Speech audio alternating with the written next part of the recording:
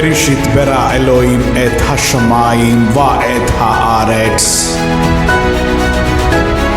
Our Lord is going to come. Behold, I come quickly. Blessed is he that keepeth the saying of the prophecy of this book.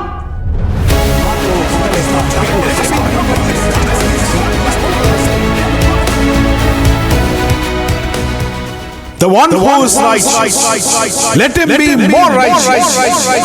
The one who is holy, let him be more holy.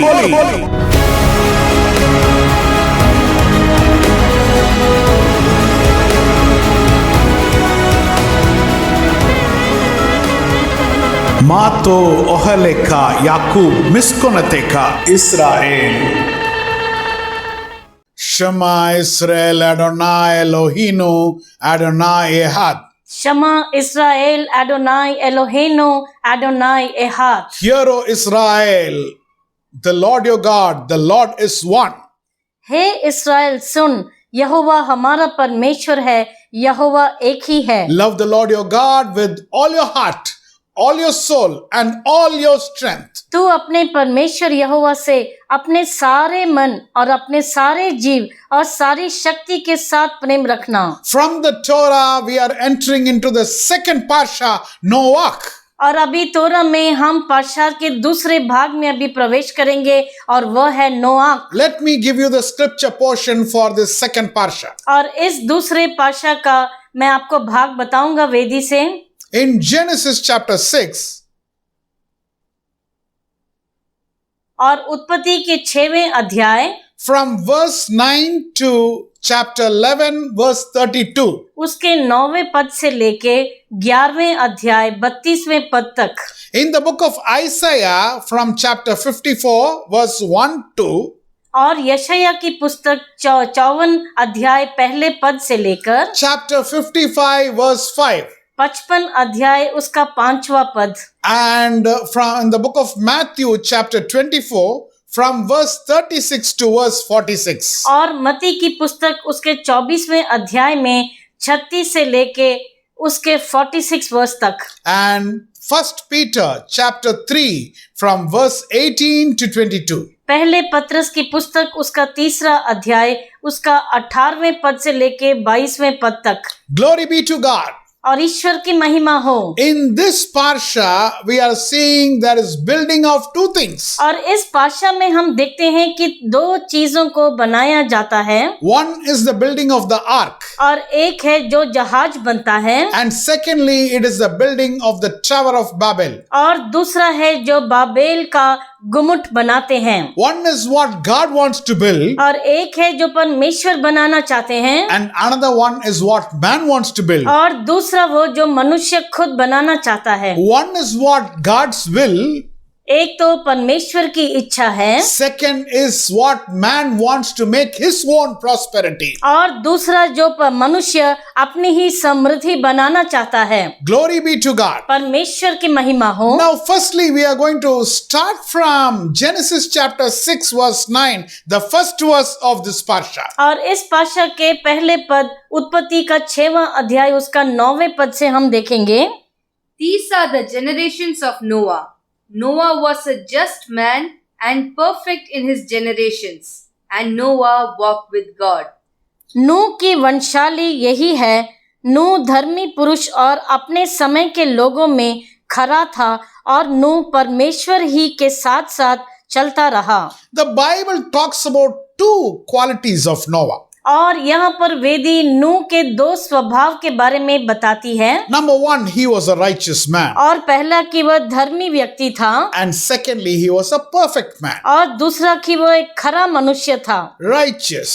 धर्मी Zadek. जादेक। The Hebrew word Zadek. और इब्रानी शब्द जादेक। And secondly, perfect. और दूसरा खरा। The Hebrew word Tamim. उसका इब्रानी शब्द है Tamim. So Noah was a combination of righteousness and perfected. और नूह धर्मी और खरेपन से भरा हुआ था। Now, perfect man does not mean he is a sinless man. और खरे से ये मतलब नहीं कि वह निष्पाप था। A perfect man means in God's sight he was blameless. और खरे का मतलब ये है कि परमेश्वर की निगाह में वह निर्दोष था। And also this verse says, और ये वचन ये भी कहता है, Noah walked with God. नूह परमेश्वर ही के साथ साथ चलता रहा। That doesn't guarantee that the road will be smooth. और इसका ये मतलब नहीं कि वह सड़क बिल्कुल चिकनी होगी, But still the point is he was walking with God. फिर भी वह परमेश्वर के साथ चला, यही मुख्य बात है। Glory be to God. परमेश्वर की महिमा हो। When God will put righteousness upon a person, और कब परमेश्वर धार्मिकता को एक मनुष्य पर डालते हैं। now we all know the Bible says our righteousness is filthy rags. हम सब जानते हैं, वे पवित्र शास्त्र ये कहता है कि हमारी धार्मिकता मैले चित्रों के समान है। Whatever we do, we want to become righteous. It's not possible. Our righteousness is filthy rags. और हम जितनी भी कोशिश लगाएं, हमारी अपनी धार्मिकता सिर्फ मैले चित्रों के समान रहेगी। So we all need the righteousness of God. इसलिए हम सबको परमेश्वर की धार्मिकता की आवश्यकता है। So what is the righteousness of God? परमेश्वर की धार्मिकता क्या है? He died on the cross and he shed his precious blood on the cross. और क्रूस पर बलिदान हुए, हमारे लिए अपना लहू बहाया परमेश्वर ने। When he puts his blood upon us, we become righteous. और जब अपना लहू यीशु मसीह हम पर डालते हैं, हम धर्मी बन जाते हैं। So now the point is, when God will put his righteousness upon us? और अभी ये बात है कि कब परमेश्वर अपनी धार्मिकता हम पर डालेंगे। Now the answer is when we are blameless. और ये उसका उत्तर है कि जब हम निर्दोष होते हैं। When we are blameless. जब हम निर्दोष होते हैं। Now how can we say we are blameless? हम कैसे कहें कि हम निर्दोष हैं?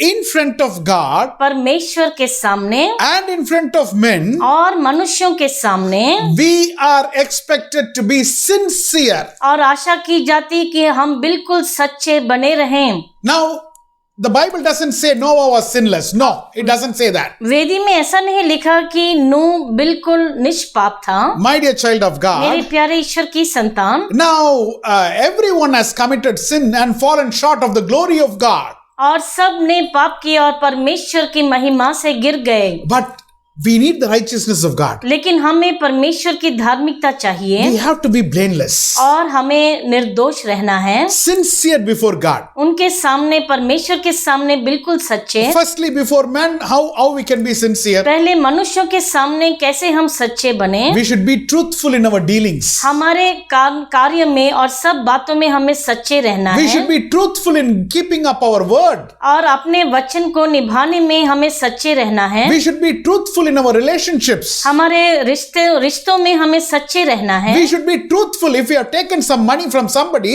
we should be truthful in returning that money. अगर किसी से पैसे उधार लिए हैं तो उसे वापस लौटाने में हमें सच्चे रहना है। Glory be to God. परमेश्वर की महिमा हो। How to be sincere before God? परमेश्वर के आगे कैसे हम सच्चे बने रहें? Now God will appreciate the man who tries to follow his word. और परमेश्वर ऐसे मनुष्य की प्रशंसा करते हैं जो उनके वचन का पालन करने की कोशिश करे। When you try to follow, जब आप कोशिश करते हैं, you find out which areas you are unable to follow. और आप ये जान पाते हैं कि कौन से भाग में आप नहीं कर पाते हैं। Without trying to follow, और बिना कोशिश किए you will only be under the assumption that you can follow. और तुम यही सोचते रहोगे कि तुमसे होगा सब कुछ। Now we know the very good example of two people coming into the temple. और हम उन दो लोगों के बारे में जानते हैं जो मंदिर में आते हैं। One person is in the front और एक आगे खड़ा है and one person is in the back. और एक बिल्कुल पीछे खड़ा है। The person in the front is telling, और आगे खड़ा मनुष्य ये कहता है, I am keeping fasting correctly.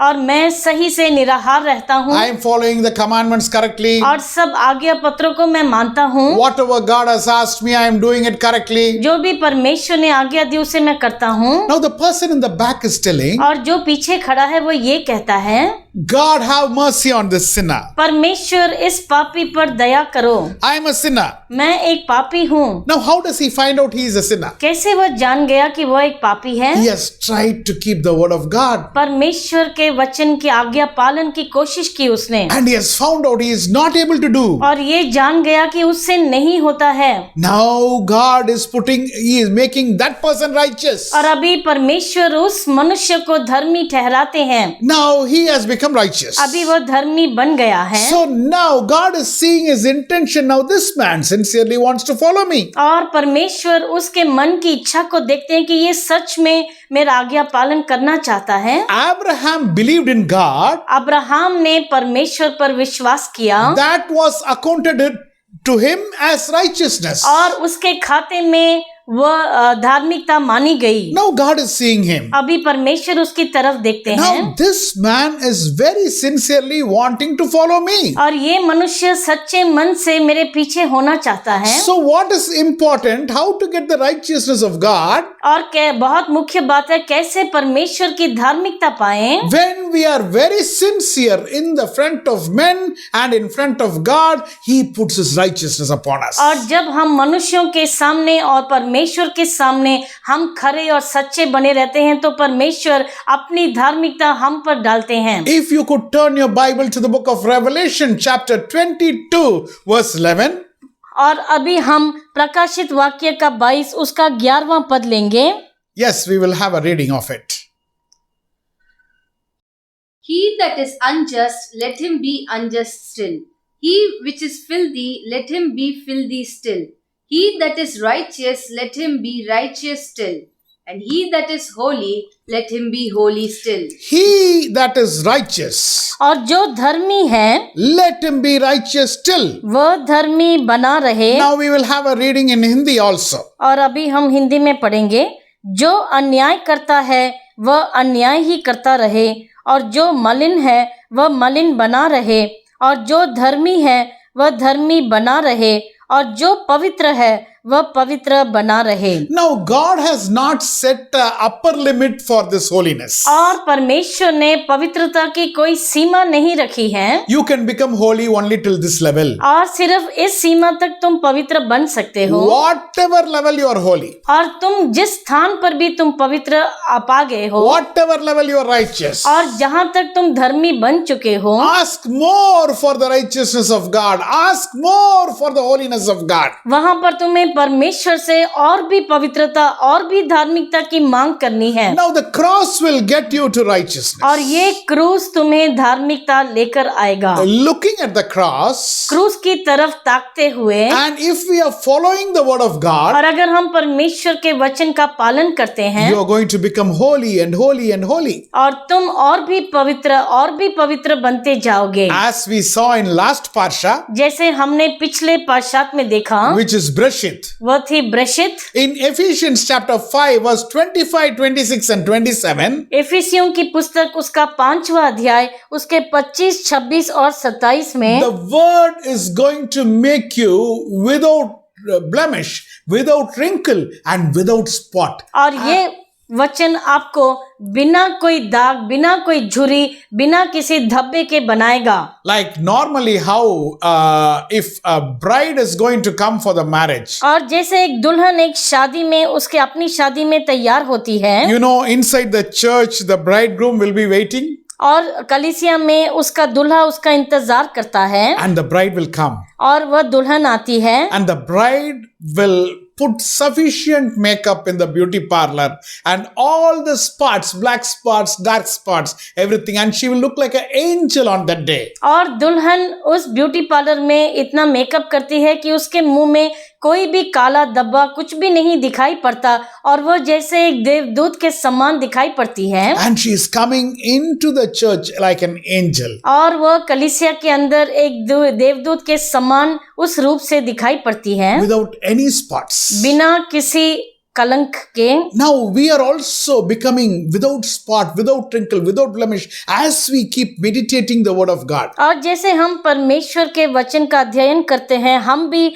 ऐसे ही बनते जाते हैं, बिना किसी कलंक के, बिना किसी झुर्री के, और हम निर्दोष होते हैं। Now at the time of our salvation, हमारे उद्धार के समय में there will be many things going wrong in our life. Well, mistakes will happen, sin will happen. हमारे जीवन में कभी कभी कोई गलत काम हो जाते हैं, कोई पाप हो जाते हैं। Over the period of time, if you think about it carefully, और समय के बीतने पर जब आप उसके बारे में ध्यान से सोचते हैं, if we are properly meditating on the word of God and going forward, अगर हम परमेश्वर के वचन पर सही ध्यान करके हम आगे बढ़ते जाते हैं, as you come close to God, you see the smallest mistake also is very big.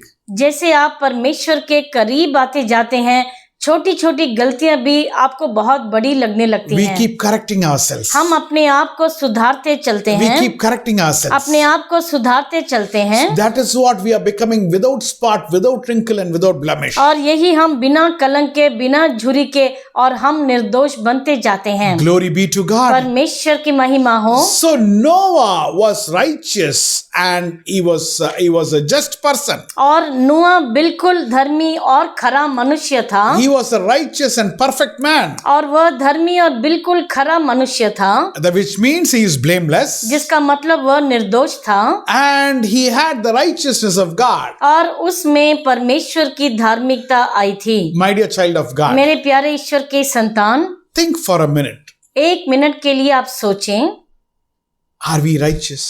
क्या हम धर्मी हैं? Are we perfect before men and God? मनुष्य और परमेश्वर के आगे क्या हम खरे हैं? Will anybody raise a finger and tell against you that you have cheated them? क्या कोई भी तुम्हारी तरफ उंगली उठाकर ये कहेगा कि तुमने उन्हें धोखा दिया? Will anybody raise their finger and tell you that you will not keep up the word what you said? क्या कोई भी तुम्हारी तरफ उंगली उठाकर ये कह पाएगा कि तुमने अपने वचन का पालन नहीं किया? How is the testimony about us with men? और मनुष्यों के सामने हमारी गवाही और साक्षी कैसी है? How is the testimony about us in front of our family? और हमारे परिवार के आगे हमारी गवाही कैसी है? My dear child of God, मेरे प्यारे ईश्वर की संतान, in front of God and in front of men, परमेश्वर के सामने और मनुष्य के सामने how is our life? हमारा जीवन कैसा है?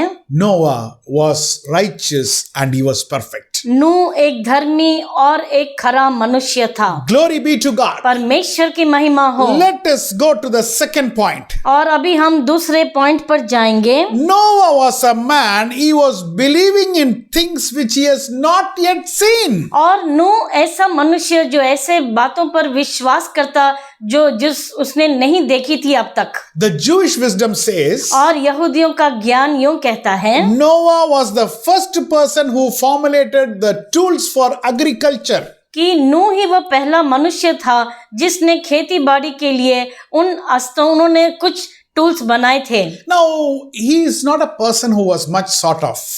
और उसको बहुत खोजा नहीं गया। The Jewish wisdom says और यहूदियों का ज्ञान ये कहता है, like they are not so passionate about this man, this person, Noah.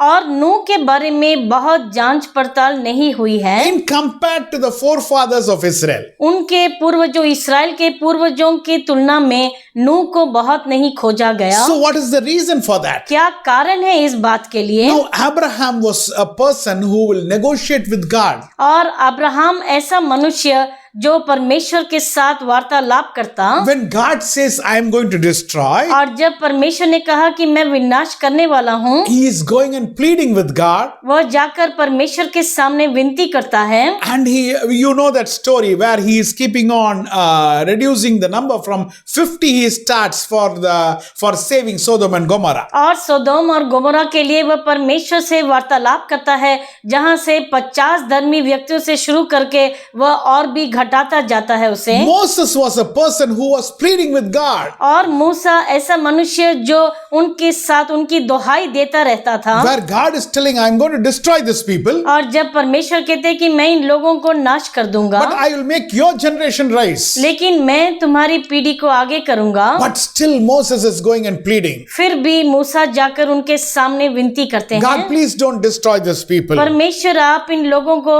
नाश मत कीजिए। So we see people who are interceding, who are negotiating with God. और हम देखते हैं इन लोगों को जो मध्यस्थ के रूप में जाकर परमेश्वर के सामने विनती किए, But Noah was not that good negotiator. लेकिन नूह ऐसा वार्तालाप में बहुत ही वैसे निपुण नहीं था। But one thing was very, very special with Noah. लेकिन नूह के में एक बहुत ही विशेष बात थी। Turn with me in the Bible, Hebrews chapter 11 verse 7. What does it say? We are going to see. और हम वेदी से इब्रानियों की पुस्तक उसका 11वां अध्याय 7वां पद हम पढ़ेंगे। Yes. By faith, Noah, being warned of God of things not seen as yet, moved with fear, prepared an ark to the saving of his house, by the which he condemned the world and became heir of the righteousness which is by faith.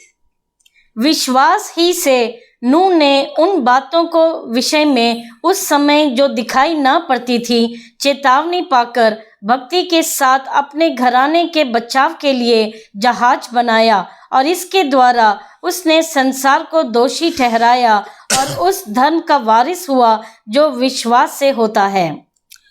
Now, Noah was not a great negotiator, और नूह बहुत कोई निपुण नहीं था वार्तालाप में, but he had absolute faith in God. लेकिन उसका परमेश्वर पर पूरा भरोसा था। When God says something, जब परमेश्वर कुछ कहते हैं he believes that absolutely. और वह बिना कोई सवाल किए उस पर पूरा विश्वास करता, And there is an uncompromising obedience in Noah. और उसमें कुछ असम्मत ऐसा आज्ञा पालन की बात थी। Now, that is a very, very difficult thing for anybody to do that. और ये बड़ी कठिन बात होती है किसी के लिए। Now, what did God say? परमेश्वर ने क्या कहा? Rain is going to come. बारिश आने वाली है। Oh, rain is going to come. It is so simple, yeah. और ये तो कोई साधारण बात है कि बारिश पड़ेगी। What is so great to believe that? और उसमें कौन सी बड़ी बात है? Remember something. एक बात याद कीजिए, Before that, there was no rain that time. उस समय के पहले कभी बारिश नहीं पड़ी थी। The world has never experienced rain that time. संसार ने कभी बारिश का अनुभव नहीं किया था। Believing under that circumstances is difficult. और उन स्थितियों में विश्वास करना कठिन होता है। Now, I think many of us before this year 2020 और हम में से कई लोग इस साल 2020 के पहले has never seen a pandemic like corona affecting the entire world before. और कभी ऐसी महामारी कोरोना के समान कभी नहीं देखी थी। Now we are hearing many new words now. और अभी हम कई नए शब्द सुन पाते हैं। Pandemic, isolation, quarantine, mask, sanitizer, so many things are coming. और अभी हम ऐसी इतनी बातें हम सुनते हैं कि एकांत में रहना है, हमें सैनिटाइजर यूज करना और बहुत सी बातें Which we have never used before. जो हमने कभी पहले इस्तेमाल नहीं किया। Now if we say lockdown, you have to be inside the house only. Now before 1 year, hey, what is that? I won't be inside the house. Now nobody is going to agree for that. और अगर हम lockdown की बात करें तो एक साल पहले अगर कोई हमसे कहता तो हम कभी उस पर अमल नहीं करते। Now suppose before 6 months somebody was wearing a mask and walking in the road and going. और अगर 6 महीने पहले या उसके पहले कोई मास्क पहनकर सड़क पर जाता, How will you think about that person? तुम उसके बारे में क्या सोचते? You will just have a look at that person. और तुम उसकी तरफ ऐसे देखते, Hey, what is this guy is looking very different now? और ये तो बहुत ही अलग से दिखाई पड़ रहा है। Everybody will be staring at that person. और सब लोग उसको ही घूरते। But nowadays most of the people are wearing masks. लेकिन आजकल सब लोग मास्क पहनते हैं। In some places it is a rule that we have to wear a mask. और बहुत जगहों पर एक नियम है कि ये तुम्हें पहनना ही है। Now we all know this now. अभी हम सब इस बात को अभी जानते हैं। Now next time if they say lockdown or next time they say there is a pandemic disease which is coming where the whole world will be shut, then we have something to understand. और अगली बार अगर कोई कहे कि lockdown होने वाला है, अभी पैंडेमिक डिसीज है, तो हम समझ पाएंगे क्योंकि हमने उसका अनुभव किया है। But if there is a situation which we have never experienced before, लेकिन अगर ऐसी स्थिति जिसका अनुभव हमने कभी नहीं किया, how do you take it? तुम कैसे उसे ग्रहण करोगे? Will you believe that? क्या तुम विश्वास करोगे? Noah believed God. नूह ने परमेश्वर पर विश्वास किया। We definitely has to appreciate that great man of God. और हमें इस परमेश्वर के बंदे को हमें उसकी प्रशंसा करनी चाहिए। Absolutely he believed God पूरी तरह से परमेश्वर पर भरोसा किया उसने, and he started doing the job which God gave him. और जो काम परमेश्वर ने उसे दिया उस पर लग गया। The Bible says in Proverbs chapter 3 और वेदी में नीति वचन के 3 अध्याय में लिखा है, verse 5 and 6. उसका 5 और 6। Yes. Trust in the Lord with all thine heart, and lean not unto thine own understanding. In all thy ways acknowledge him, and he shall direct thy path. तू अपनी समझ का सहारा न लेना, वरन संपूर्ण मन से यहोवा पर भरोसा रखना, उसी को स्मरण करके सब काम करना, तब वह तेरे लिए सीधा मार्ग निकालेगा। Now the question now is, और अभी ये सवाल है, will we have a complete obedience to God?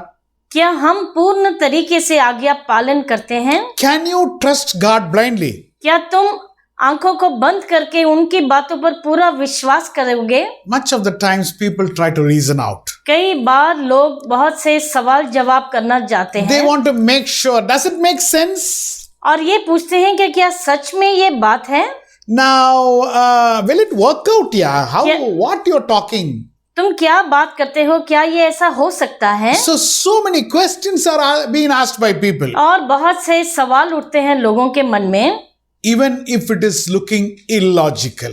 और अगर वह सही भी ना जान पड़े, Even if it is beyond our understanding or comprehension. और अगर हमारी समझ के भी अपार हो, हम नहीं समझ पाए। My dear child of God, will you obey? मेरे प्यारे ईश्वर की संतान, क्या तुम आज्ञा पालन करोगे? When God says do this, will you do? और जब परमेश्वर कहे ऐसा करो, क्या तुम करोगे? Difficult situations come in life. कठिन स्थितियां जीवन में आती हैं। When God told me, leave the job, I'm calling you for ministry. जब परमेश्वर ने मुझसे कहा कि तुम अपनी नौकरी इस्तीफा दे दो और मैं तुम्हें सेवकाई के लिए बुलाता हूँ, The big question came to me, it would have come to many people, is how to go about for money और at next step. ये बड़ा सवाल मेरे सामने था और बहुत लोगों के मन में भी आया होगा कि मैं पैसों के लिए अगला क्या करूंगा। How we can plan our finance, who will give the money, this question will come. हमारी आर्थिक जरूरतों को कैसे हम पूरा करेंगे, और ऐसी बहुत से सवाल उठते हैं। With this income, will I be able to pay the loan? With this income, will I be able to feed the family? With this income, how I am going to do everything? This question will come. और इस आमदनी से कैसे मैं loan भर पाऊंगा, इस आमदनी से कैसे परिवार का खर्चा उठाऊंगा, और ऐसे बहुत से सवाल मन में उठे हैं। Trust in the Lord. परमेश्वर पर भरोसा करो। If God has told you, अगर परमेश्वर ने आपसे कुछ कहा है, He will do it. हम करेंगे उसे। Maybe it is beyond our understanding. और शायद हमारी समझ के अपार है वो। Lean not on your own understanding. अपनी समझ पर भरोसा मत करो। We are dealing with the Almighty God, और हम सर्वदा परमेश्वर के साथ हम संबंध who रखे हैं, created the entire world from nothing. और जिसने बिना कुछ बात के उसने पूरे भूमंडल, पूरे सब का सृष्टि किया उन्होंने, Who can just open the sea. और जो सागर को ऐसे ही खोल सकते हैं, Who can just tell Jordan to go back. और जो यरदान को कह सकते हैं कि तुम पीछे लौट जाओ, Who can give manna in the desert. और जो उस रेगिस्तान में मन्ना दे सकते हैं, Who can bring non-vegetarian food in the desert. और जो मांसाहारी खाना वो ला सकते हैं रेगिस्तान में, Who can destroy the enemies and make Israelites go and occupy Canaan. और जो शत्रुओं को नाश करके इस्राएलियों को ये मदद करे कि जाकर वो कैनान में बस जाएं। My dear child of God, मेरे प्यारे ईश्वर के संतान, do we have absolute faith in God, and can we have 100% obedience to God? और क्या हम पूरी तरह से परमेश्वर पर विश्वास करते हैं और क्या हम पूर्ण तरीके से उनकी आज्ञा पालन हम कर सकते हैं? Even if it is not making sense. और अगर उसमें कुछ अर्थ ना भी निकले, Let us turn our Bible to the book of Hebrews chapter 4 verse 11. और अभी हम इब्रानियों की पुस्तक उसका 4 अध्याय उसका 11वां पद हम पढ़ेंगे। Yes. Let us labor therefore to enter into the rest, lest any man fall after the same example of unbelief. अतः हम उस विश्राम में प्रवेश करने का प्रयत्न करें, ऐसा ना हो कि कोई जन उनके समान आज्ञा ना मानकर गिर पड़े। Let us labor or put our effort to enter the rest. और हम प्रयत्न करें कि हम उस विश्राम में प्रवेश कर पाएं।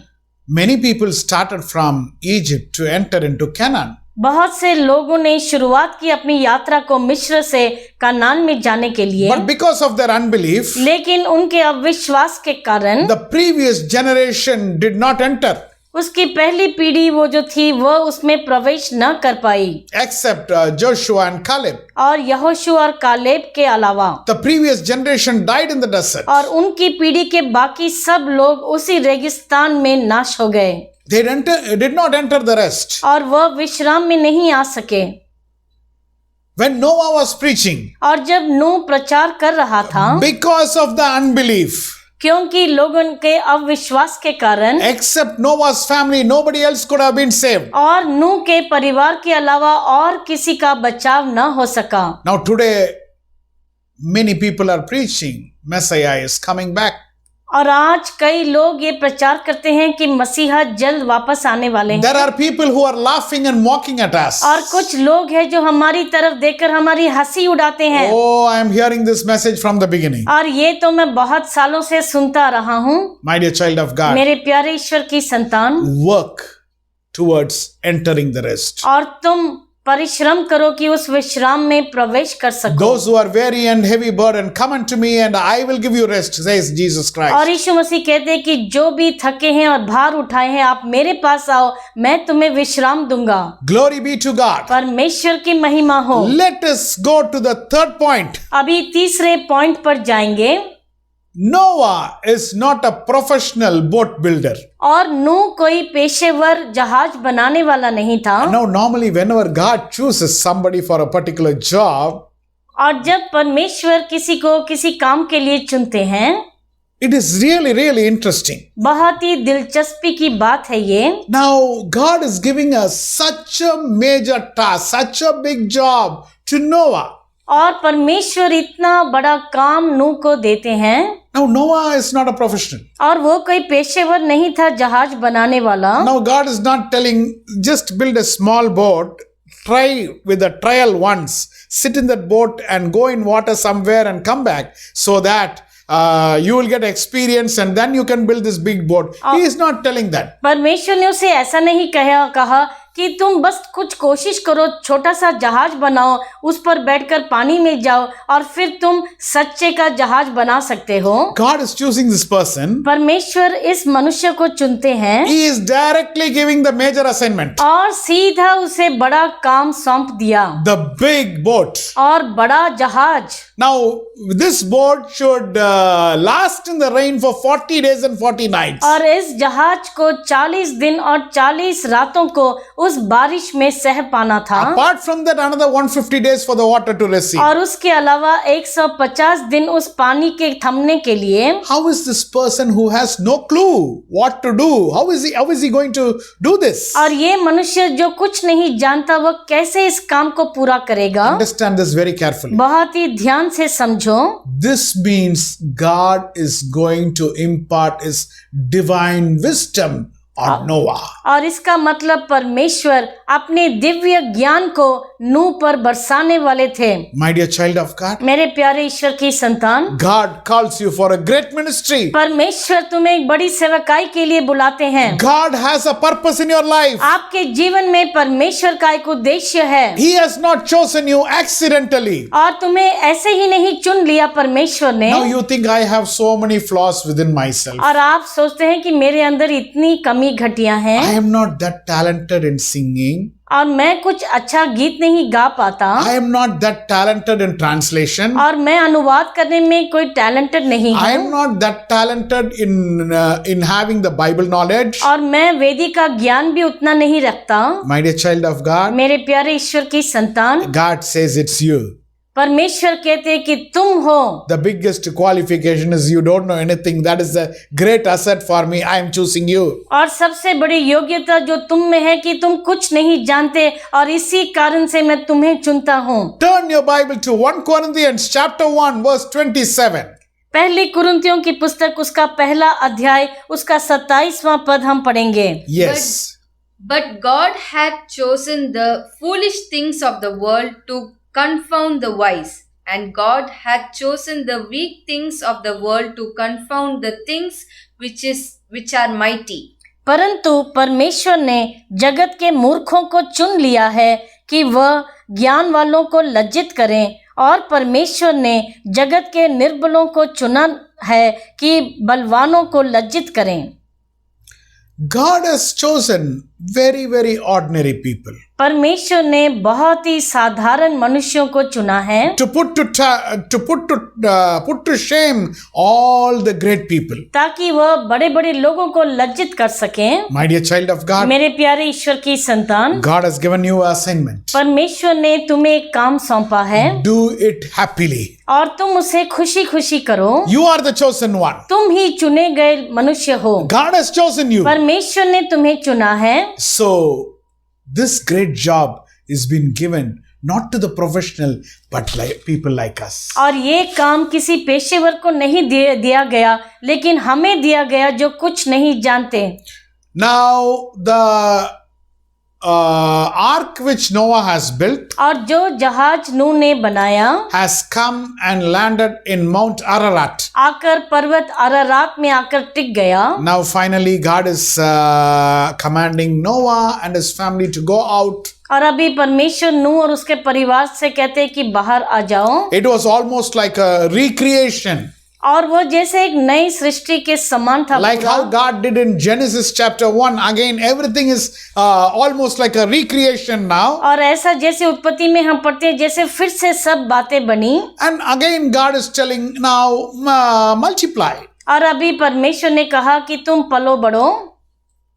Now we have to note something very specific here. यहाँ पर बहुत ही एक विशेष बात हमें समझनी है। That is, I'm going to the point number 4. और चौथे पॉइंट पर मैं जा रहा हूँ। Work out for your own salvation. तुम्हें अपने उद्धार के लिए प्रयत्न करना है।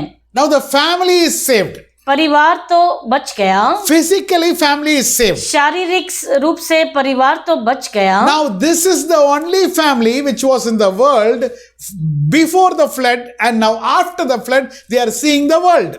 और यही एक परिवार था जो वहां पर था उस बाढ़ के पहले, और अभी वह संसार को देखते हैं।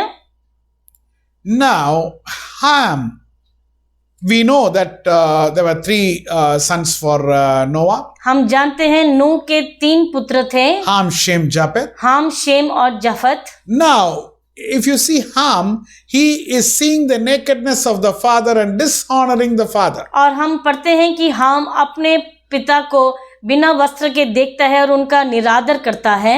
Honor your father and mother is such a important commandment that God has put it in the 10 commandments which he gave to Moses. और 10 आज्ञापत्रियों में परमेश्वर ने बहुत ही मुख्य बात कही है कि अपने माता और पिता का आदर करो। But you see here, although the whole family is saved, यहाँ पर हम देखते हैं पूरा परिवार शारीरिक रूप से बच गया है। Ham becomes a cursed person. और हाम जैसे श्रापित हो जाता है। Who is responsible? और कौन है इसका जिम्मेदार? Now this tells us very clearly, और ये बहुत ही साफ हमें बताता है, although physically we are saved, और शारीरिक रूप से तो हम बच जाते हैं, everybody has to work out for their own individual salvation. लेकिन हर एक को अपने निजी उद्धार के लिए लिए प्रयत्न करना पड़ता है। My dear child of God, मेरे प्यारे ईश्वर की संतान, you're born in a Christian family. तुमने एक मसीही परिवार में जन्म लिया You're so excited about it. और तुम उसके बारे में उत्साहित हो। And that doesn't guarantee that your salvation is already done. इसका मतलब नहीं कि तुम्हारा उद्धार पूर्ण हो चुका है Oh, you are going regularly to the church. और तुम सही से कलीसिया जाते हो, That doesn't guarantee your salvation is already done. और इसका ये निश्चित नहीं कि तुम्हारा उद्धार पूरा हुआ। You're doing some ministry work. तुम कुछ सेवकाई करते हो That doesn't guarantee anything. और उससे भी कोई बात निश्चित नहीं। You have to work out your salvation. तुम्हें अपने उद्धार के लिए प्रयत्न करना पड़ता Matthew है। chapter 24 verse 13 we are going to read now. मत्ती का 24 उसका 13 हम पढ़ेंगे। Yes. But he that shall endure unto the end, the same shall be saved. परंतु जो अंत तक धीरज धरे रहेगा उसी का उद्धार होगा। The one who remains till the end will be saved. और जो अंत तक धीरज धरे रहेगा उसी का उद्धार होगा। Now, so long, if we have a relationship with God, we are walking in the path which God has told us. और अगर हम परमेश्वर के साथ साथ चलते हैं, उनके साथ एक संबंध, एक रिश्ता हमारा कायम किया है, Keep doing the same thing. उसे ही तुम निरंतर करते रहो Keep doing the same thing और उसी को निरंतर करते रहो until that last day. और उस आखिरी दिन तक, And we will be meeting our Lord Yeshua HaMashiach. और हम अपने प्रभु यीशुआ हा मसीहा से मिलेंगे। Glory be to God. परमेश्वर की महिमा हो। Let us go to the next point. अभी हम अगले पॉइंट पर जाएंगे। Now it is about the next next thing which the people are building in this parsha, which is the Tower of Babel. और अगली बात जो लोग बनाते हैं जो वो है उस बाबेल का मीनार। Turn your Bible to Genesis chapter 11 verse 4. उत्पत्ति का 11 उसका 4 हम पढ़ेंगे। Yes. And they said, Let us build us a city and a tower, whose top may reach unto heaven, and let us make a name, lest we be scattered abroad upon the face of the whole earth. फिर उन्होंने कहा, आओ हम एक नगर और एक गुम्मट बना लें जिसकी चोटी आकाश से बातें करे, इस प्रकार से हम अपना नाम करें, ऐसा न हो कि हमको सारी पृथ्वी पर फैलना पड़े। Why God did not like they building the Tower of Babel? और क्यों परमेश्वर इस बात से खुश नहीं? What is so wrong that they should not build the Tower of Babel? और क्या इसमें कौन सी ऐसी गलत बात थी कि उन्हें उस गुम्मट को नहीं बनाना था? Now in 11:4 if we read carefully, और अगर the answer is there inside. उत्पत्ति के 11:4 में जब हम ध्यान से पढ़ते हैं तो उसका उत्तर आपको वहीं पर मिलेगा। Now they want to go up and see the heaven, what God is doing. और वे स्वर्ग तक जाना चाहते हैं और देखना चाहते हैं कि परमेश्वर क्या कर रहे हैं। Now what did God say? परमेश्वर ने क्या कहा? Multiply. तुम बढ़ाई करो। Multiply means you go this side, और ऐसा expand. तुम्हारी सीमाएं बढ़ती रहें। But which way they want to move up? लेकिन वह किस प्रकार बढ़ना चाहते They थे? want to move up vertically. और वह ऊपरी तरफ वह बढ़ना चाहते थे। God wants you to expand like this. परमेश्वर चाहते हैं कि तुम ऐसे सीमा बढ़ाओ। They want to go up. लेकिन वह ऊपर चढ़ना चाहते हैं। Now if you see there, that verse says, let us make a name for ourselves. यहाँ पर लिखा है कि हम अपना नाम करें। What is the meaning? उसका मतलब क्या है?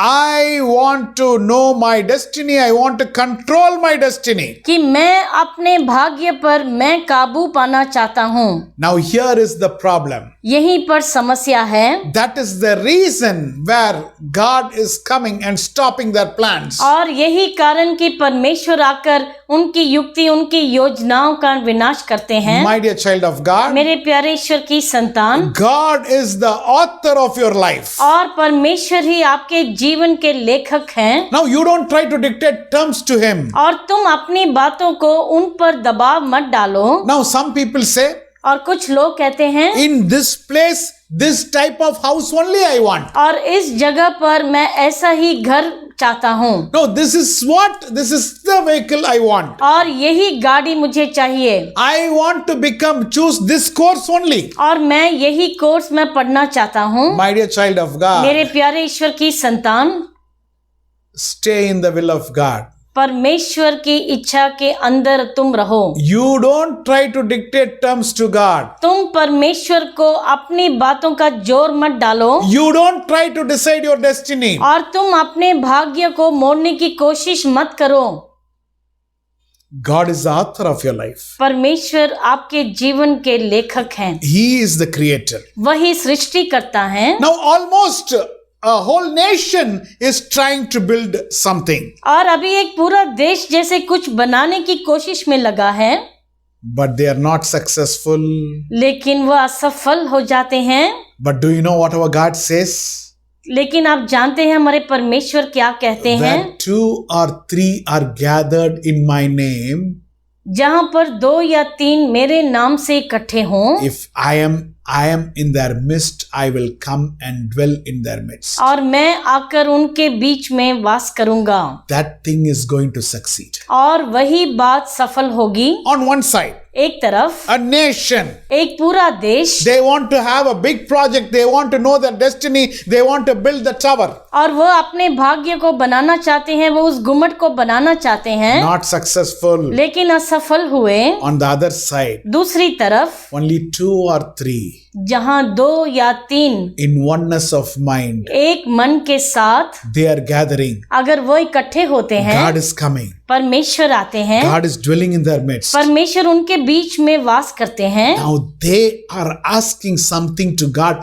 That is happening. और वे परमेश्वर से कुछ मांगते हैं और वो पूरा होता है। My dear child of God, मेरे प्यारे ईश्वर के संतान, now you dictating terms to God, stop that. तुम अभी से रोको कि तुम परमेश्वर पर अपना दबाव डालो। Ask God what is His will in your life. परमेश्वर से पूछो कि उनकी इच्छा क्या है तुम्हारे जीवन में। Now, what is the reason that this big project was stopped? और क्या कारण था कि इतना बड़ा काम रोक दिया The गया, language was confused. और भाषा को जैसे असमंज में डाला। Now today the enemy is taking this tool to disturb many people. और आजकल शत्रु इस हथियार को इस्तेमाल करता है बहुत से लोगों को भड़काने के लिए, Cut the communication. और उनके बीच का जो वार्तालाप और बात उसे काट देना, Cut the communication. बातचीत को काट देना। When you cut the communication, और जब बातचीत को काट देते हैं, we can bring division amongst the people. हम लोगों में बंटवारा ला सकते हैं। There are divisions in the churches. और कलीसियाओं में कितना बंटवारा है, There are divisions in the families. परिवारों में कितना बंटवारा There है, are divisions in the marriages. कितनी शादियों में बंटवारा हो गया। What is the reason? उसका क्या कारण है? Communication is cut. बातचीत कट हो चुकी है। Nobody wants to sit and talk with the other person. कोई भी बैठकर दूसरे से बात नहीं करना Because चाहता, everybody wants to sit and talk with a stone. क्योंकि हर एक आकर एक पत्थर के साथ बात करना चाहता है। Do you know which is the stone? क्या आप जानते हैं कौन सी चीज पत्थर है? Everybody is so interested in discussing things with a cell phone. और सब लोग सेल फोन में इतनी दिलचस्पी रखते हैं। My dear child of God, मेरे प्यारे ईश्वर की संतान, God has changed our heart from stone to a heart of flesh. परमेश्वर ने हमारे हृदय को एक पत्थर के हृदय से लेकर एक मांस वाला हृदय बनाया है। What is the heart of flesh? और मांस का हृदय क्या होता है? A heart of flesh will respond. और ऐसा हृदय जो दूसरों के बात पर वह भावनाएं दिखाए। A heart of stone will not respond. एक पत्थर का हृदय उसके लिए कोई उत्तर नहीं देता।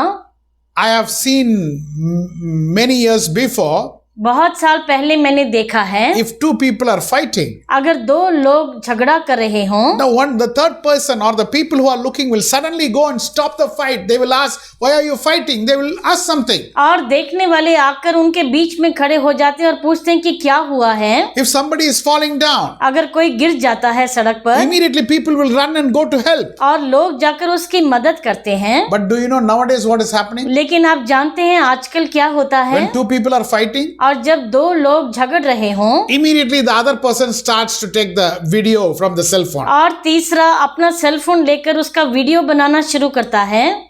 Why? क्यों? The heart is not responding now. क्योंकि उसका हृदय भावपूर्ण नहीं है, Because there is so much attachment with the stone. क्योंकि पत्थर के साथ उसका इतना लगाव है। Communication is very important. और बातचीत बहुत मुख्य होती है। The enemy is bringing division by cutting the communication. और शत्रु ऐसे बंटवारा लाता है कि बातचीत को ही काट देता है। We are going to read Psalms 133, और अभी भजन 133 पढ़ेंगे। verse 1. It is a wonderful verse. और उसका पहला पद बहुत ही एक सुंदर वचन है। Yes. Behold, how good and how pleasant it is for brethren to dwell together in unity. देखो ये क्या ही भली और मनोहर बात है कि भाई लोग आपस में मिले रहें। How beautiful it is when brethren dwell in unity. और जब भाई लोग आपस में मिले रहें तो कितनी ही भली बात है। There is so much of happiness. और कितनी खुशी की बात है ये। But within a small family, लेकिन एक छोटे परिवार के अंदर if the communication is stopped, अगर बातचीत काट दी जाती है anger, irritation, frustration, everything pops up. और अगर गुस्सा, क्रोध और ये सब उमड़ने लगता है। Now, when I say communication, और जब मैं बातचीत कहता हूँ I am not just meaning language, मैं सिर्फ भाषा की बात नहीं कर रहा हूँ not just the speaking language. और सिर्फ बात करने वाली भाषा को मैं नहीं कह रहा। The best-selling book by Gary Chapman called 5 Love Languages. और गैरी चैपमैन उसने एक ऐसी पुस्तक लिखी है 5 प्रेम की भाषाओं के बारे में। बहुत ही अच्छी पुस्तक है वो। 5 love languages. 5 प्रेम भाषाएं। Now, this doesn't say about the language which we speak, और ये उस भाषा की बात नहीं करता जो हम मुंह से निकालते हैं, but it is the 5 different emotional communication language. लेकिन वह ऐसे 5 भावपूर्ण बातें हैं जो एक दूसरे के साथ कर सकते हैं, Which make us connect with other people. और जो हमें दूसरों के साथ जोड़ता है। So I'm going to tell you that 5 emotional connection languages. और अभी मैं आपको उन 5 भावपूर्ण बातों के बारे में बताऊंगा। Number 1, पहला, words of affirmation. समर्थन की शब्द। The words which give confidence. और ऐसी बातें जो उनके अंदर आत्मविश्वास लाते हैं। Whenever Jesus went and started the conversation in any place, और जहां पर भी यीशु मसीह ने जाकर बातचीत शुरू की, he starts with peace be to you. और पहले इसी से शुरू किया कि तुम्हारे पास शांति हो। Shalom, शलोम, peace unto you. शांति हो तुम्हारे अंदर। It is a word of encouragement. और ये उत्साहित करने वाली बात है। Let there be peace for you. तुम्हारे अंदर शांति हो। Let not your hearts be disturbed. तुम्हारे हृदय विचलित ना हो। Somebody is very down. कोई बहुत ही दुखी महसूस कर They रहा are है, crying. वो रो रहा है। You just give some comfort. तुम जाकर उनको कुछ सराहने की बातें कहो। Now the Bible says, वेदी में ऐसा लिखा है, our words have the power to make or break things. और हमारे शब्दों में बनाने या नाश करने का सामर्थ रहता है। Our words can build up life. और हमारे शब्द किसी का जीवन बांध सकते हैं। The words spoken at the right time is like something which is kept in the golden platter. और सही समय पर की गई शब्द वह ऐसी बातें जो एक सोने की थाली पर बरसे गए हों। My dear child of God, और मेरे प्यारे ईश्वर के संतान, the words which is coming out of your mouth, let it build people. और जो शब्द आपके मुंह से निकले वो लोगों के जीवन को स्थिर कर सकें। Some of the people who have dealt with me और कुछ लोग जो मेरे साथ रिश्ता रखते हैं 20 years before, 25 years before, 20 या 25 साल से जो मेरे साथ कम्युनिकेशन में हैं, when they speak to me today, और आज जब वो मुझसे बात करते हैं they talk to me about things which we were talking 20 years before. और जो 20 साल पहले हमने जो बातें की वो उसे अभी दोहराते हैं। They say those words which you spoke on those times were the words which have really built me today. और वो ऐसा कहते हैं कि उस समय आपने जो शब्द कहे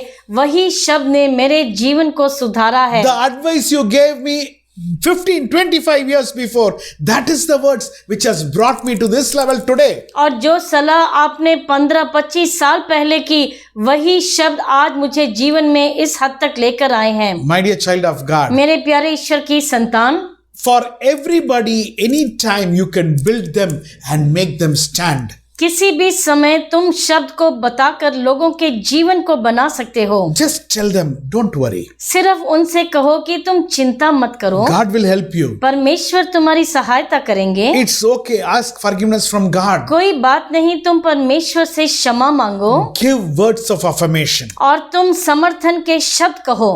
This is the love language. और यही है प्रेम की भाषा। Number 2, दूसरी बात, acts of service. और किसी के लिए कुछ मदद करना। Now you can help people in many ways. तुम लोगों की मदद कई तरीकों से कर सकते हो। Now we have to find one way and try to support them. और हमें कोई भी एक मार्ग देकर उनकी मदद करनी है। Don't just say I'm keeping it in prayer and just leave the person like that always. और सिर्फ ये कहकर उसे मत छोड़ दो कि मैं इसके लिए प्रार्थना करूंगा। In whatever little way possible, if you could help them. और जिस तरीके से भी तुम उनकी मदद कर पाओ तुम्हें उसे करना है। That is the second point. और वह दूसरी बात। Thirdly, तीसरा, receiving or giving gifts. और भेंट देना और लेना। If somebody is in need of something, you can give a small gift to them. अगर किसी को किसी बात की आवश्यकता है तुम उसे भेंट दे सकते Or हो। somebody is giving you a gift, if you accept it also, that will bring lot of joy in their heart. और अगर कोई प्रेम से तुम्हारे लिए कोई भेंट लेकर आए तुम्हें स्वीकार करना है ताकि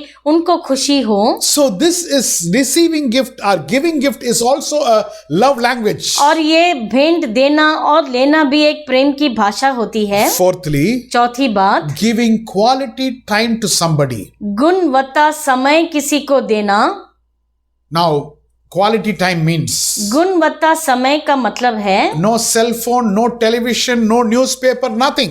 कोई सेल फोन नहीं, कोई टेलीविजन नहीं, कोई अखबार नहीं। When the person is sitting and talking, और जब कोई तुम्हारे सामने बैठकर बात कर रहा हो sit and listen. तुम्हें पूरी तरह से ध्यान देना है। What they are telling, sit and listen fully. और जो भी वो कहते तुम्हें ध्यान से सुनना है And give constructive advices. और तुम्हें सही सलाह देनी है उनको। Or if they are asking you help or guidance or being as a mentor, help in some way. और किसी भी प्रकार से जैसे वह मदद चाहते हैं तुम्हें उनकी करनी है। Finally, physical touch. आखिरी में शारीरिक जो छुअन होती है Just a pat in the shoulder. और सिर्फ उनके कंधे पर ऐसे थपथपी देना। Telling, don't worry, everything will become all right. और ये कहना कि तुम चिंता मत करो सब ठीक हो जाएगा। These all are love languages. और ये सब प्रेम की भाषाएं होती हैं। When this communication is there, और जब ये सब बातचीत ऐसे होती है the oneness comes. तभी एकता आती है। Now,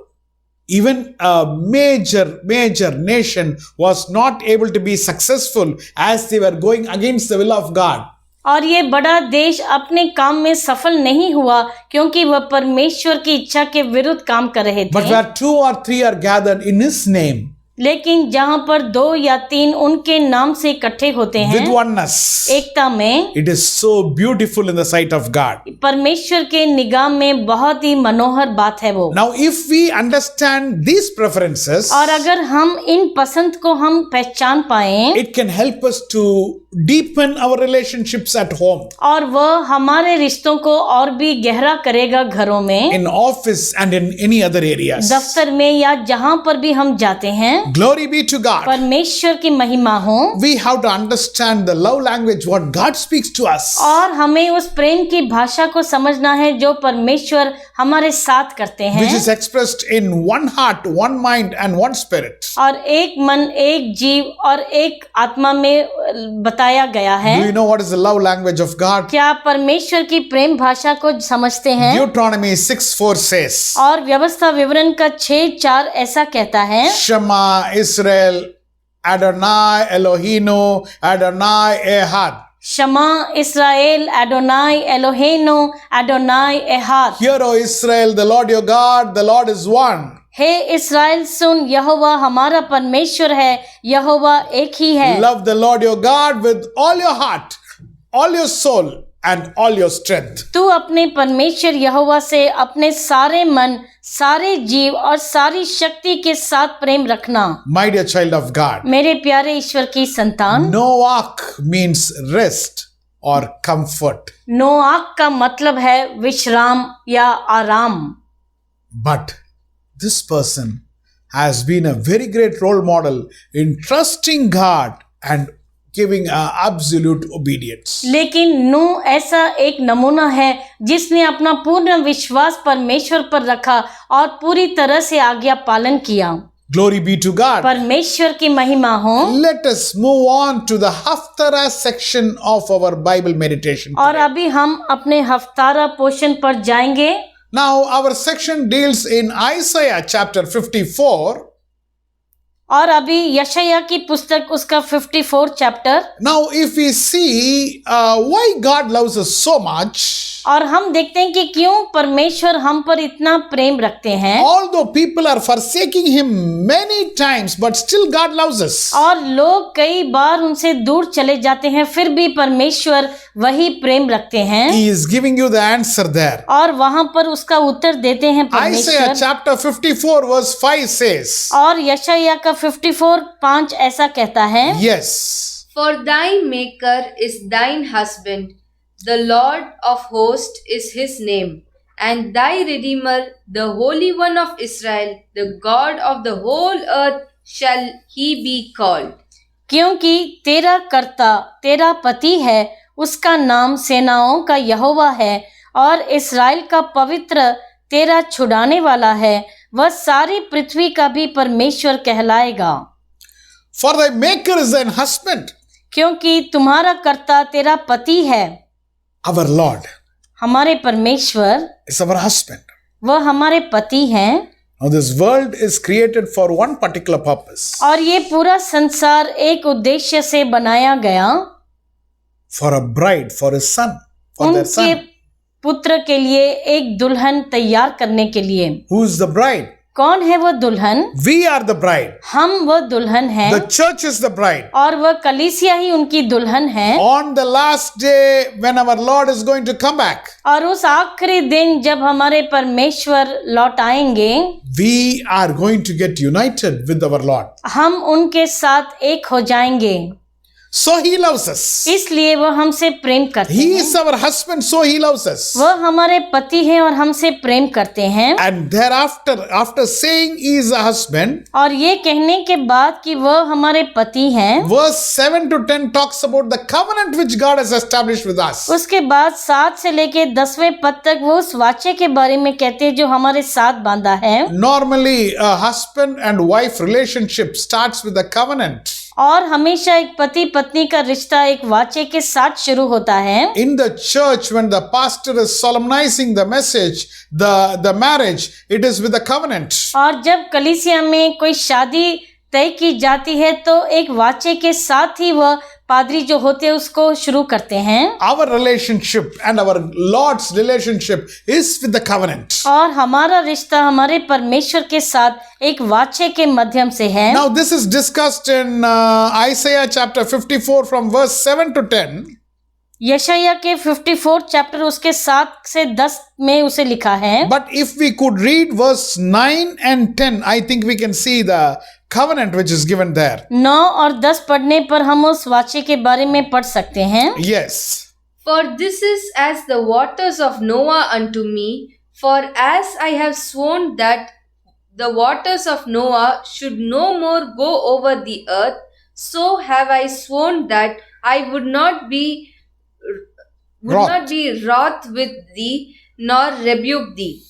For the mountain shall depart and the hill be removed, but my kindness shall not depart from thee, neither shall the covenant of my peace be removed, saith the Lord that hath mercy on thee. ये मेरे दृष्टि में नूह के समय के जल प्रलय के समान है, क्योंकि जैसे मैंने शपथ खाई थी कि नूह के समय के जल प्रलय से पृथ्वी फिर न डूबेगी, वैसे ही मैंने ये भी शपथ खाई है कि फिर कभी तुझ पर क्रोध न करूँगा और न तुझको धमकी दूंगा। चाहे पहाड़ हट जाए और पहाड़ियाँ टल जाएं, तो भी मेरी करुणा तुझ पर से कभी न हटेगी और मेरा शांतिदायक वाचा न टलेगा। यहोवा जो तुझ पर दया करता है, उसका यही वचन है। For the mountain shall depart, पहाड़ियाँ तो टल जाएंगी the hills will be removed. और सब पहाड़ हट जाएंगे, But God says, my covenant of peace is not going to be removed. पर परमेश्वर कहते हैं कि मेरी शांतिदायक वाचा न टलेगा। It is a covenant relationship which we are having with our Lord. और ये एक वाचा जो हम अपने परमेश्वर के साथ बंधा गया है। My dear child of God, मेरे प्यारे ईश्वर की संतान, something what we have not seen so far is about to happen. और जो आज तक हमने कभी नहीं देखा वह अभी होने वाला है। What we have never witnessed in our lifetime is going to happen. अपने जीवन काल में जो कभी हमने देखा नहीं वह अभी होने को है। Our Lord is going to come back. हमारे प्रभु वापस आने वाले हैं। And when he is going to come back, और कब वह आने वाले हैं? the bride is going to meet the bridegroom. और जब वह आएंगे तो दुल्हन अपने दुल्हे से मिलेगी। We are going to meet our Lord. और हम अपने प्रभु से मिलेंगे। Have we prepared ourselves to meet him? क्या हमने अपने आप को तैयार किया है उनसे मिलने के लिए? Noah was ready for the day. और नूह उस दिन के लिए बिल्कुल तैयार He था। has never seen that day. उसने कभी वह दिन नहीं देखा था, But still, trusting the word of God, he was getting ready for that day. फिर भी परमेश्वर के वचन पर विश्वास करके वह उस दिन के लिए तैयारी में लग गया। My dear child of God, मेरे प्यारे ईश्वर की संतान, our God is an unchanging God. हमारे परमेश्वर जो न बदलने वाले परमेश्वर हैं, He will keep up his word. और वह जरूर अपने वचन को निभाएंगे। He is going to come back. और वह जरूर वापस आने वाले हैं। He is going to come back. और जरूर वापस आने वाले हैं। Don't be like people who have not trusted Noah and they were doing their routine job. और आप ऐसे मत बनो जो नूह के बातों को नहीं माने थे और अपने रोज के काम में व्यस्त थे। Glory be to God. परमेश्वर की महिमा हो। Let us go to our New Testament portion. और अभी अपने नए नियम के भाग में हम जाएंगे। Matthew chapter 24, मत्ती का 24वां अध्याय, verse 36 to 49 is the total portion. उसका 36 से लेके 49 का पूरा भाग है। But we are going to read verse 36, 37, 38 and 39. लेकिन हम मत्ती का 24 उसका 36 से 39 तक पढ़ेंगे।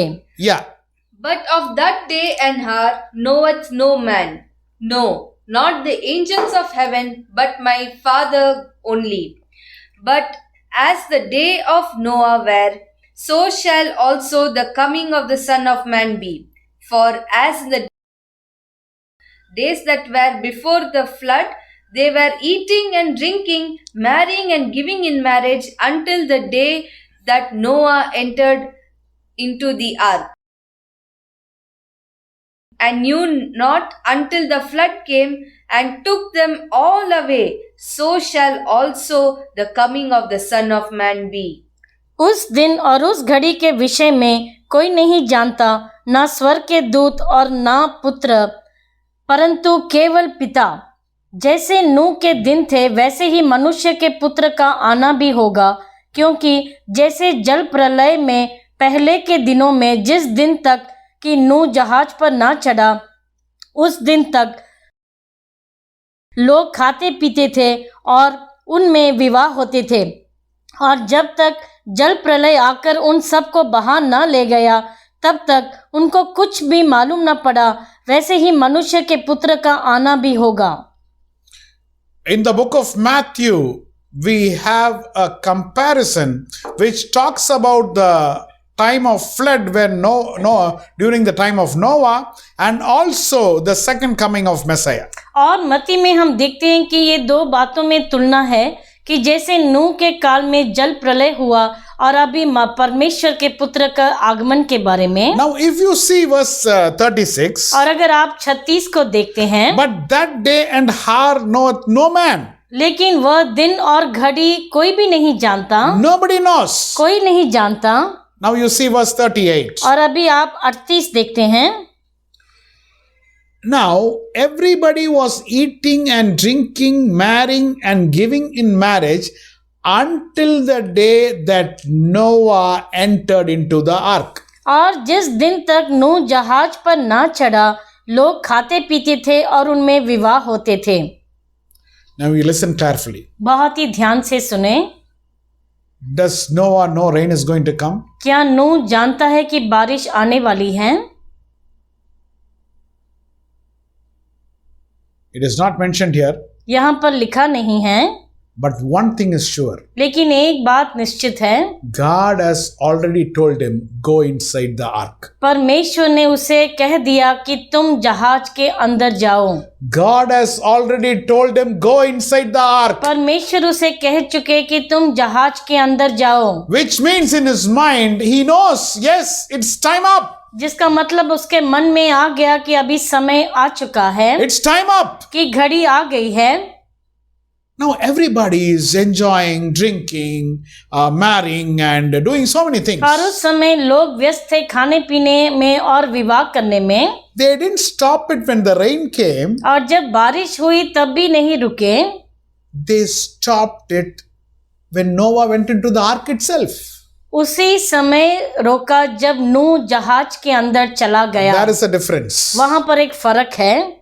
Now they are seeing, वह देख रहे हैं, what is this man doing now? और ये मनुष्य भी क्या कर रहा है। He is sending one pair of animals into the ark. और वह सब जानवरों की जोड़ी को अंदर भेज रहा है। Now he is also going inside. वह भी अंदर जा रहा है। Now they stopped the party. और अभी उनकी पार्टी को रोक दिया। Rain has still not come. अभी तक बारिश नहीं हुई।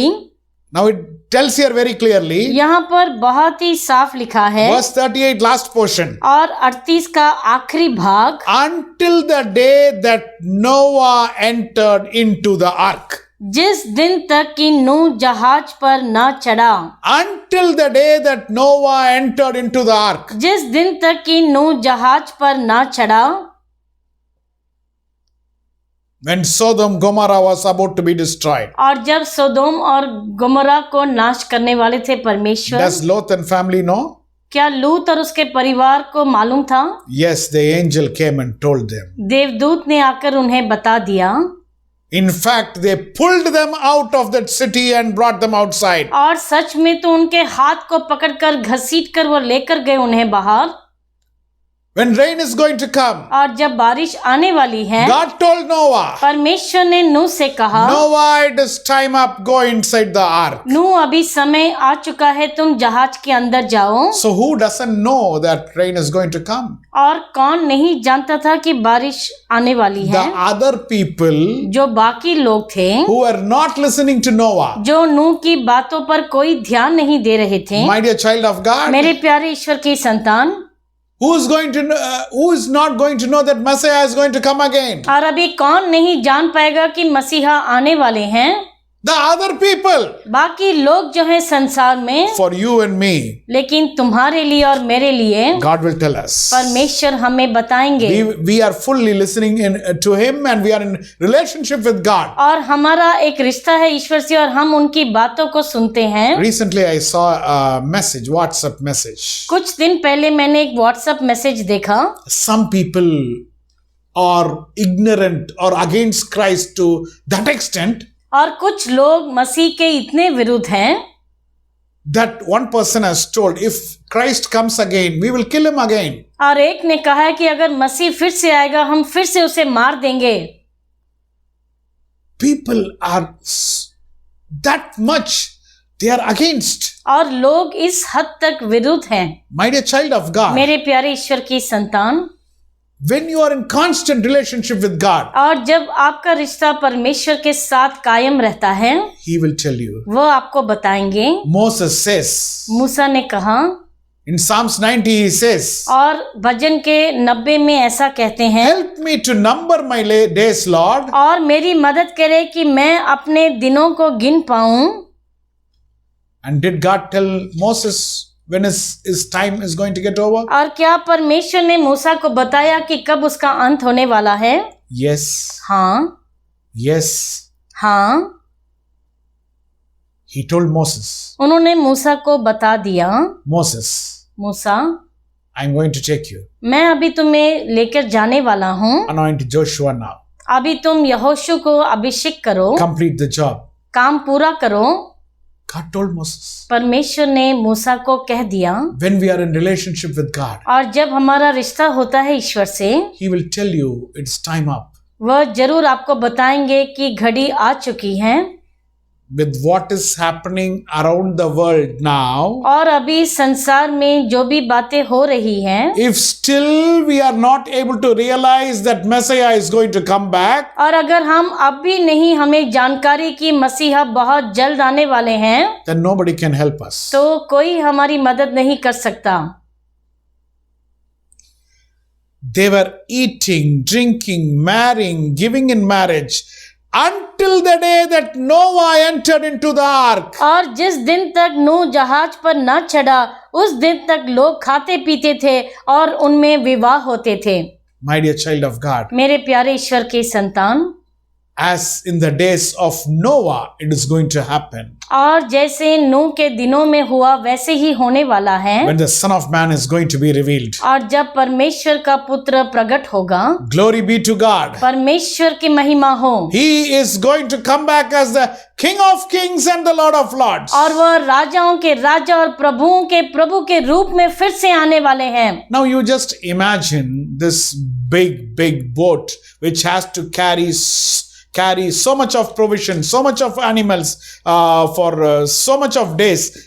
और अभी इस जहाज को अपनी काल्पनिक मन में लेकर आओ, जिसको इतना तगड़ा होना था कि इतने लोगों का भार, इतने चीजों का भार और इतने जानवरों का भार उसे सहना था। Naturally, Noah, one person did not build that, na? और सही में नूह एक मनुष्य अलग नहीं बना सकता था। There would have been people who are helping. और कुछ लोगों ने मदद की होगी। There would have been people who is helping Noah in building the ark. और कुछ लोगों ने उसकी मदद की होगी जहाज बनाने में। Definitely, they know the message what Noah has been preaching. और जरूर वह उस प्रचार को जानते थे जो नूह कर रहा था। The people came so close to Noah. और लोग इतने करीब आए नूह के। They were hearing the message very closely. और प्रचार को भी बहुत करीब से सुन रहे। In fact, they were involved in the building of the ark. और वो तो उस काम में भी उसको हेल्प कर रहे थे। But when they completed that building of that ark, लेकिन जब उन्होंने जहाज को बना दिया, Noah would have told them, नूह ने जरूर उन्हें कहा होगा, flood is going to come. अभी बाढ़ आने वाली है, Rain is going to और come. अभी बारिश होने वाली है। If you have to get saved, अगर तुम्हारा बचाव होना है, now you have to come inside the ark. तुम्हें जहाज के अंदर आना पड़ेगा। Obey the Lord. तुम परमेश्वर का आज्ञा पालन करो। Now they were thinking that this man is a crack. और वे अपने मन में सोच रहे थे कि ये मनुष्य तो पागल है। They said, okay, fine. We came to do some work, you paid us, that's fine. उन्हें कहा ठीक है, हम समझते हैं तुमने हमें काम पर लगाया, हमें पैसे दिए, ठीक है। They came so close, इतने करीब आए थे नूह के, but they were too far. लेकिन फिर भी बहुत ही दूरी पर खड़े थे। They came so close, इतने करीब आए थे, but they went so far. फिर भी इतनी दूर चले गए। My dear child of God, मेरे प्यारे ईश्वर की संतान, you were born in a Christian family. आपने एक मसीही परिवार में जन्म लिया। You accepted Christ as your Savior. तुमने मसीह को अपने निजी उद्धारकर्ता के रूप में स्वीकार किया। Are you in perfect obedience to the Word of God? क्या तुम परमेश्वर के वचन का पूर्ण आज्ञा पालन करते हो? You regularly come to church. तुम सही से कलीसिया आते हो। You have heard many messages. तुमने कई प्रचार सुने हैं। You did some ministry also. तुमने कुछ सेवकाई भी की। But if you are not in perfect submission to the Word of God, लेकिन अगर तुमने अपने आप को पूरी तरह से समर्पण नहीं किया है परमेश्वर के वचन के आगे, you have gone very far तुम बहुत दूर जा चुके हो You've परमेश्वर, gone very far. तुम बहुत दूर जा चुके हो। Today there is a call for you. और आज तुम्हारे लिए एक बुलावा है। Will you come close to Messiah क्या तुम मसीहा के करीब आओगे? in obedience to the word of God? और परमेश्वर के वचन की आज्ञा पालन में। There were 12 disciples. 12 चेले थे। One of them was Judas Iscariot. और उसमें से एक Judas इस्करियोत। Now, if a question is asked, अगर एक सवाल किया जाए, anybody wants to be the disciple of Jesus?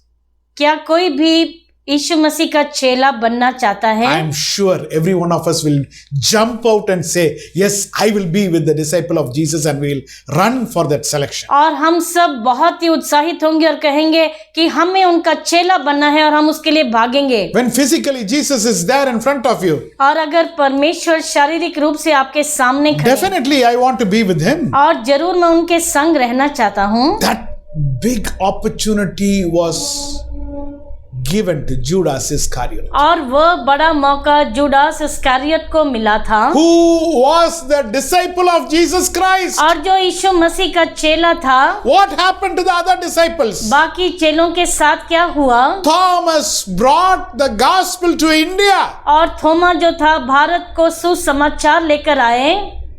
Every disciple took the message to so many places. और हर एक चेला यीशु मसीह के सुसमाचार को कई जगहों पर लेकर गए। But out of that, लेकिन उनमें से one man who came so close, एक मनुष्य, एक चेला जो यीशु मसीह के इतने करीब आया। can you imagine? He has lost his life and he has gone to eternity darkness. और क्या तुम ये समझ सकते हो कि उसने अपने जीवन, अपने प्राण को खो दिया और अनंत अंधकार में चला गया। My dear child of God, मेरे प्यारे ईश्वर के संतान, you have come so close. आप इतने करीब आए हैं परमेश्वर के। All this lifetime you have come so close. अपने जीवन काल में आप परमेश्वर के इतने करीब आते गए हैं। But are you in obedience to the word of God? लेकिन क्या आप उनके वचन का आज्ञा पालन करते हैं?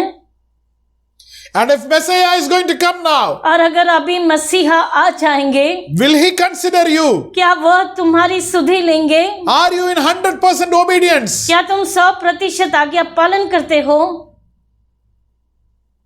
You were that person who was standing in the stage and singing. और तुम ही थे जो स्टेज पर खड़े होकर परमेश्वर का गीत गा रहे थे। But still you did not want to obey the word of God. फिर भी तुम परमेश्वर का वचन नहीं सुनना चाहते थे। My dear child of God, मेरे प्यारे ईश्वर की संतान, will you come back now? क्या तुम वापस लौटोगे अभी? That dreadful day is coming. और वह डरावना दिन और वह बहुत ही भयंकर दिन अभी आने वाला है। People were eating, drinking, giving in marriage till the day Noah entered into the ark. और जिस दिन तक नूह उस जहाज में नहीं गया, उस दिन तक लोग खाते पीते और विवाह में बंद रहे थे। Will you have a heart of realization? क्या तुम्हारे अंदर जानकारी का हृदय आएगा? Come back now. अभी तुम्हें वापस लौटना है।